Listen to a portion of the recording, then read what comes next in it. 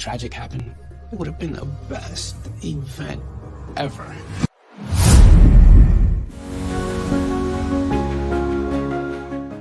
Welcome to Movie Recap. Today we're diving into the explosive Peacock documentary, Making the Bad Boy, which unpacks the life and controversies of P. Diddy. If you haven't watched our recap of Part 1, I highly recommend checking it out before continuing with Part 2. Without further ado, let's dive right in. On December 28, 1991, Sean Combs organized a celebrity basketball game that would become a turning point in his career, but at a devastating cost. At just 22, he promoted the event as if it were held in a massive 10,000-seat arena, though the venue at City College could only hold 2,700 people. The buzz was immense, and on the day of the event, the crowd inside and outside was overwhelming. With the venue overpacked, the doors were locked, creating chaos. Glass shattered, people screamed, and when the doors opened, bodies fell to the ground. 9 young lives were lost, including Sonia Williams, and 27 others were injured.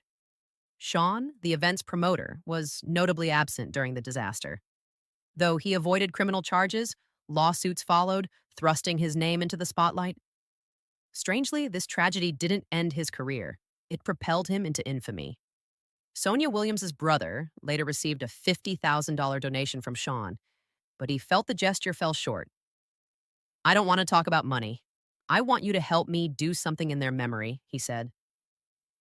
Ultimately, the families accepted settlements, though Sean never apologized or took responsibility. In a now infamous clip, he even denied the event was overbooked. You know, we sold tickets, but we didn't outsell. The place wasn't sold out. This tragic chapter marked Sean Combs' rise as a polarizing figure, one whose relentless ambition was shadowed by chaos and controversy. Everything I do every day, I try to be a shining example of hard work and what you get if you work hard. Sure. Mr. Albee, I'm getting a lot of letters about you, man. And a lot of ladies out there watching. And they want to see what's behind those glasses. The film shifts to Albee, sure, who shares a deeply personal chapter in Sean's life. Before Sean was an intern, Albee sure met Kimberly Porter backstage at Madison Square Garden. "The first time I laid eyes on Kimberly Antoinette Porter, I knew she was special," Al recalls. Kim and Albee sure had a son together, Quincy, who became part of Sean's life in ways that raised questions. Kim later worked as a receptionist at a studio, often with Quincy in her arms. When Sean first met Kim, he was still dating Misa Hilton, but that didn't stop him. "Hey, man, I wish I had a beautiful girl like that," Sean reportedly said. With no shame in his pursuit, Sean declared, "You're going to be my girl. You just don't know it yet." What followed was an on-again, off-again relationship that lasted years. Sean was obsessed with Kim, always returning to her no matter who else was in his life. He eventually raised Quincy as his own, publicly portraying himself as a father figure. But Albee sure refutes this narrative, saying, "There's no adoption, none." When Al wanted to confront Sean about Kim, she warned him, "Don't do this. Don't get involved. You'll get killed." Dark whispers about Sean's treatment of Kim began to emerge. His former bodyguard recalls being called to the hospital by Kim, where he saw her bruised. He also witnessed troubling behavior behind closed doors, including moments when Sean seemed rough with her. Kim, terrified, was threatened into silence. While there were rumors of abuse, they were overshadowed by Sean's meteoric rise in the industry. Make some noise! At the same time, Sean's career was reaching new heights. As an executive at Uptown Records, he had become a key figure in the industry, recruiting young talent. Yeah, but, I'm grateful and I'm definitely honored. But his ambition couldn't be contained. He left Uptown to start Bad Boy Records, a move that changed the music landscape. Is it familiar to you? Totally familiar. Totally. This is a brand new start at a brand new label, brand new money. Sean built an empire with a powerhouse roster, signing artists like Notorious B.I.G. and Craig Mack. He's probably one of the most photographed black men in history, and he's not even 25 yet, his childhood friend Tim reflects. This wasn't just his first million, it was the first of many. Sean was now the 1% of the 1% of the black world. What does that kind of power do to a person? I can only imagine. I'm from Harlem, young man from Harlem, New York. This is crazy right here. This marked the point where the documentary began to uncover Sean Combs's darker secrets. A former bad boy employee, speaking anonymously with an altered voice, shared unseen footage and shocking accounts. So, we're recording. Explain why you want your voice altered. I don't want to be on camera because Sean Combs, for over 3 decades, allegedly had people hurt. It's been taking me fucking ever to get back to my exact tone of not giving a fuck.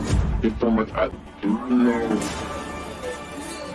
I've seen this guy be very, very violent. You got me acting crazy. He just been getting away with it for way far too long. I can show y'all how we have fun and stay out of jail too. And make money.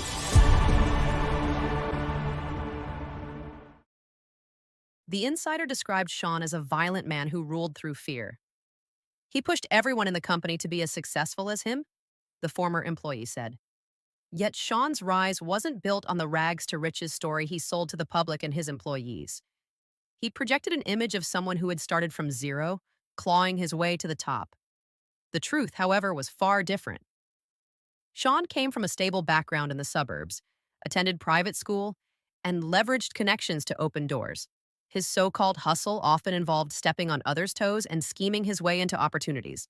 As the former employee claims that he always says, if you want to get respect, you need to make them fear you. He sexually assaulted her by groping and grabbing parts of her body, and she witnessed other women being groped and grabbed in front of her. If this is what the man does in public, we can only imagine what he does in private. Celebration of life. This is the legendary white party. This is the real white party. Let's just start to get our groove on a little bit, then how we put the kids away is all good. Hey, DJ, let's hit it. Let's do it. The film dives into one of the most iconic yet controversial aspects of Sean Combs's lifestyle, his infamous white parties. These lavish gatherings became legendary in the music and entertainment industries.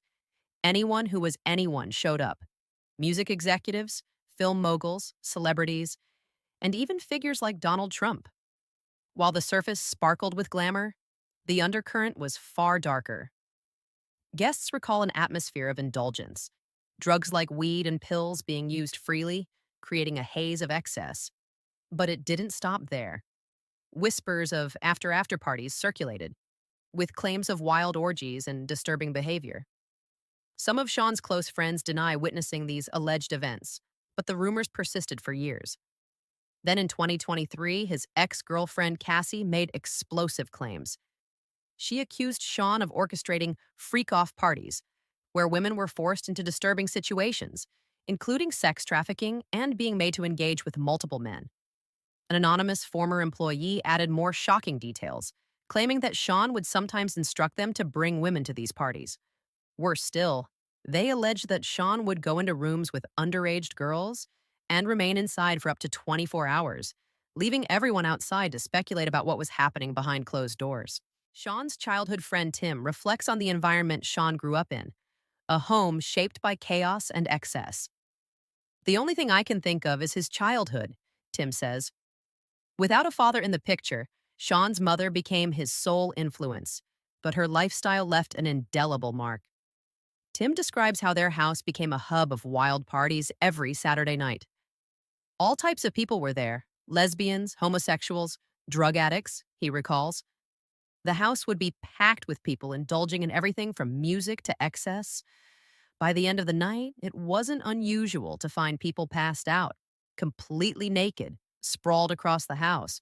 For young Sean, this wasn't shocking. It was just a normal Saturday night. The documentary then pivots to one of the darkest allegations against Sean.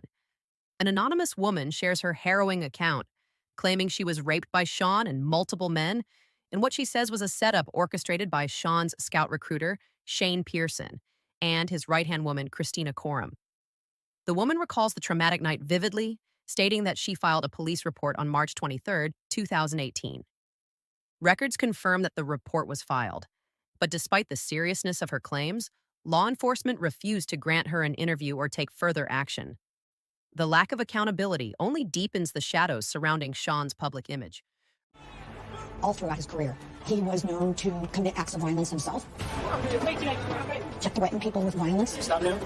He was known to be very vindictive. Gene Deal, Sean's former bodyguard, claims that Sean was directly responsible for putting notorious B.I.G. in the position that led to his death. According to Gene, Sean's actions played a significant role in the events leading up to the tragedy. There have also been rumors over the years suggesting that both B.I.G. and Sean were involved in Tupac Shakur's murder. While no evidence has ever confirmed these claims, the speculation has persisted, keeping their names tied to the controversy. Al B. Sure claims he received a call from a close friend informing him that Kim Porter had passed away. He was in disbelief, especially since he had seen her just 2 or 3 weeks earlier, looking healthy and happy. According to reports, her cause of death was pneumonia, leaving everyone shocked and questioning how such a sudden tragedy could happen. Uptown Records started with 5 people: Andre Harrell, Al B. Sure, Heavy D, and Puffy. And Kim was the longest working employee. The only 2 left are Puffy and Al, and Al almost died. If you really person was telling a story, this person was writing a book, this person was about to tell the truth. Why is everybody dead? A coincidence. Get the fuck out of here. You understand how I ended up in a coma?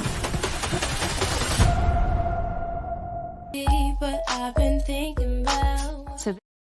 In 2005, Sean Combs met Cassie Ventura, a young artist who had been signed to a producer with ties to Bad Boy Records. Their relationship began shortly after, with many viewing them as a glamorous couple. However, those close to Cassie had a different perspective. In 2010, on the night of the Grammys, tensions escalated. Cassie attended a party, and later that night, Sean and his men stormed the hotel where she was staying. When he couldn't find her, he reportedly dragged her out from the venue. The next day, Cassie's friends noticed visible bruises and signs that she had been beaten. Years later, in November 2023, Cassie filed a bombshell lawsuit against Sean, alleging years of physical abuse, manipulation, and control. She accused him of forcing her to engage in sexual acts with male sex workers, flying her with drugs, and maintaining complete control over her life.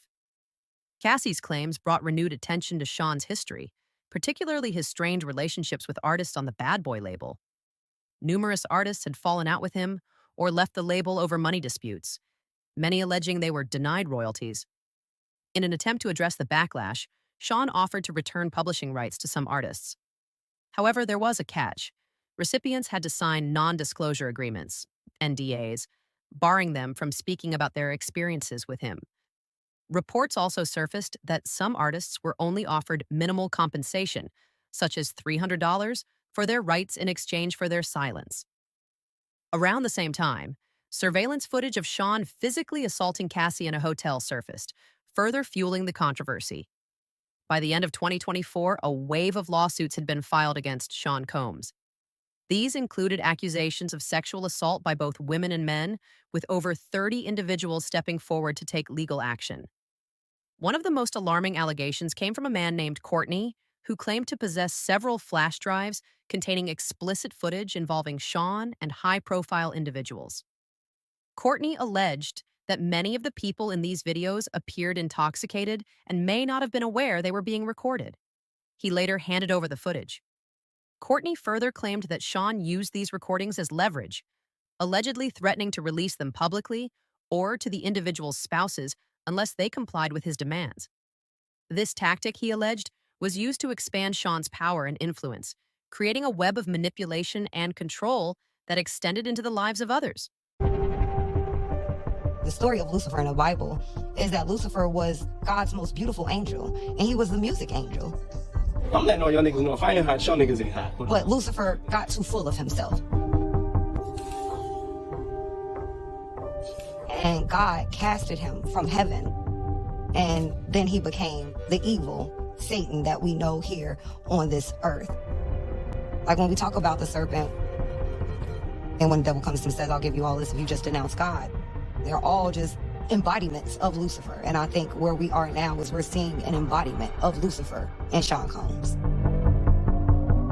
This is the end of our recap. Thanks for tuning in. If you enjoyed this recap, show us some love by hitting that like button, subscribing, and turning on notifications.